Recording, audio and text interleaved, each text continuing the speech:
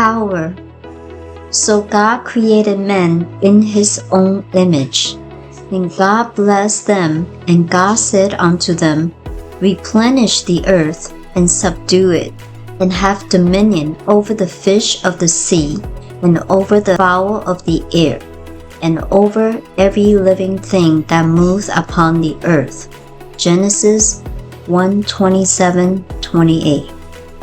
It is because the Spirit of God is incarnated in us that we have dominion over the world of effects. This dominion is exercised in such degree as we sense its true meaning. It is written that we have dominion over evil, not that we have dominion in or through evil.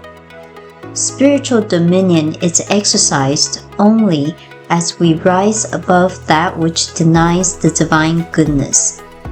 Today I exercise my spiritual dominion through the recognition that good alone is real, that God is the only presence and love the only power.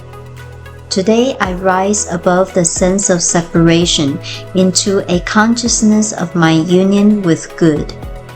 Today I understand that the power of God flows through me to everything I contact. We all use the creative power of the universal mind every time we use our own mind.